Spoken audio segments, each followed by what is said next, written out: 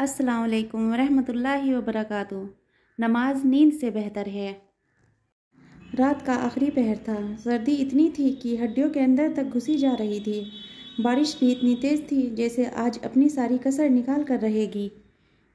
मैं अपनी कार से दूसरे शहर के एक कारोबारी दौरे से वापस आ रहा था और कार का हीटर चलने के बावजूद मुझे बहुत ठंड महसूस हो रही थी। दिल में एक ही ख्वाहिश थी कि बस जल्दी से जल्दी घर पहुंचकर गर्म बिस्तर में घुस जाऊं।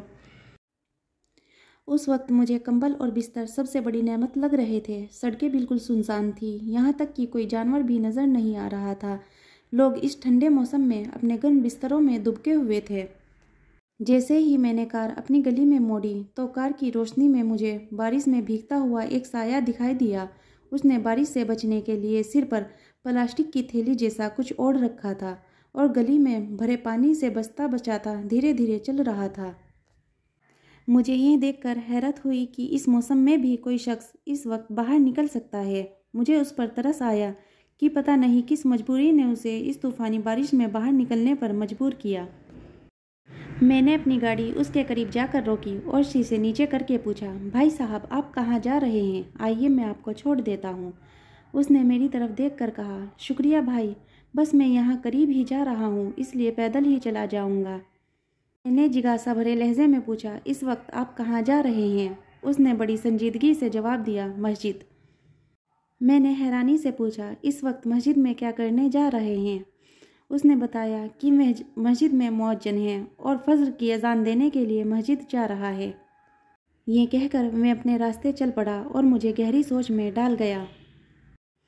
क्या हमने कभी सोचा है कि सर्दी की कड़ाके की रात में जब सख्त बारिश और तूफान हो तब भी कौन है जो अल्लाह के बुलावे की सदा बुलंद करता है?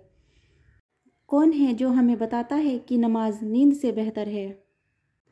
कौन है जो ये ऐलान करता है कि आओ नमाज की तरफ, आओ कामयाबी की तरफ, आओ बुलंदी की तरफ, और उसे इस बात का कितना यकीन है कि इस फ़र्ज़ को अदा करने से ना सर्दी उसे रोक सकती है, ना बारिश, ना तूफ़ान।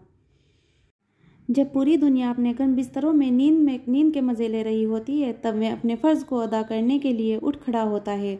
मुझे एहसास हुआ कि वाकई ऐसे ही लोग हैं जिनकी वजह से अल्लाह हम पर मेहरबान है और इन्हीं लोगों की बरकत से दुनिया का निज़ाम चल रहा है। मेरा दिल चाहा कि नीचे उतर कर उसे सलाम करूं, लेकिन वह जा चुका था और थोड़ी ही देर बाद जैसे ही फिज़ा अल्लाह अकबर की सदा से गूंजी, मेरे कदम भी मस्जिद की तरफ उठ गए।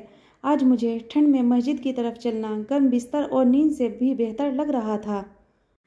सुभान अल्लाह। अल्लाह हम सबको भी 5 वक्त की नमाज़ पढ़ने की तौफीक अता करे। आमीन सुम्मा आमीन।